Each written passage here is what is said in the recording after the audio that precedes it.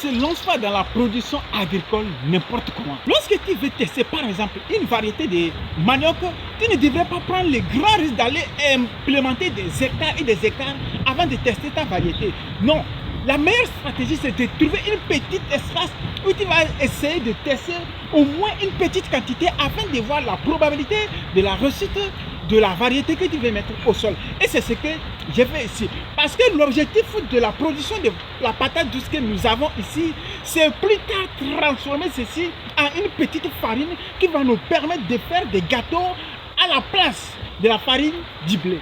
Parce qu'aujourd'hui, lorsque nous décidons de faire des beignets ou bien du pain avec la farine du blé ou bien la farine du manioc, nous sommes obligés de mettre un peu du sucre ou bien du sel. Or, avec la patate douce, c'est déjà sucré et c'est très bien pour notre organisme et tu n'as même pas besoin d'ajouter des éléments à l'intérieur.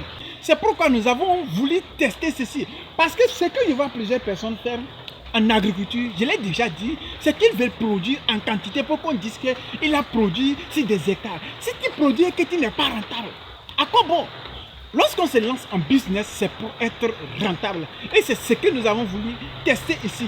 La fois dernière, un abonné m'a fait une reproche vraiment qui m'a permis de pouvoir m'améliorer. Il m'a fait savoir que je suis quelqu'un qui aime faire des vidéos sans me voir sur le terrain. Tu as vraiment raison et c'est tellement normal que lorsqu'on parle de quelque chose, on soit sur le terrain.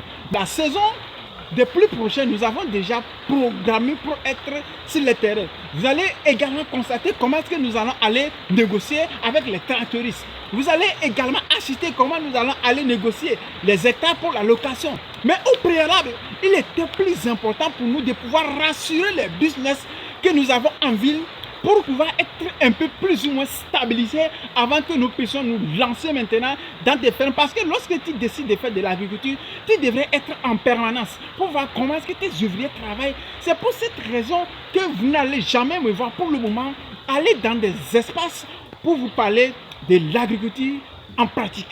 Je dois prendre le soin de rassurer ou bien de permettre au business de se stabiliser. Parce que c'est grâce à ces business que nous allons trouver du cash pour pouvoir financer notre projet agricole. Et ceci, nous ne devons pas prendre le risque de courir de gauche à droite sans savoir notre direction. Tu as pleinement raison. Et la saison prochaine arrive à grands pas et vous allez nous assister sur le terrain. Comment est-ce que nous allons procéder? Je profite de cette occasion pour vous présenter cet arbre que nous appelons le moringa, qui est très efficace pour notre santé, pour notre système immunitaire. Je dirais que le meilleur thé au monde, c'est le thé fait à base des feuilles du moringa. Tu ne peux pas être un agriculteur sérieux et me dire que tu n'as pas un moringa chez toi, à la maison ou bien dans ton champ. Ce n'est pas possible. L'une des choses qui me plaît très bien en agriculture, c'est que tu as une grande facilité de contrôler ton alimentation. Dans quelques semaines seulement, je n'aurai pas besoin d'acheter de la patate douce si j'ai envie de manger la patate douce. Si j'ai envie de consommer des dérivés de la patate douce, ce qui veut dire que je ne vais pas acheter. C'est ce qui est très bien en ce qui concerne l'agriculture. Tu peux mettre là-bas tes légumes. Tu peux mettre également tes pastèques. Tu peux mettre également tout ce dont tu as besoin pour ta propre consommation. Par exemple, cette patate douce que vous êtes en train de voir, c'est une production bio. Raison pour laquelle je vous dis que le sol africain, c'est un sol tellement fertile, adapté à tout type de culture. Et je t'invite vraiment à penser à te lancer en agriculture.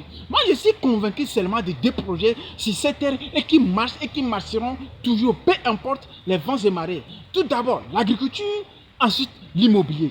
Si tu veux vraiment te lancer dans un business pour faire des gros chiffres, il faut penser à te lancer dans l'agriculture et aussi dans l'immobilier. Ce sont des deux business sûrs. Une personne peut passer plus d'une semaine sans toucher à l'internet. Mais tu ne peux pas passer à moins de 24 heures sans parler de la nourriture, sans parler de l'immobilier. Ce n'est pas possible.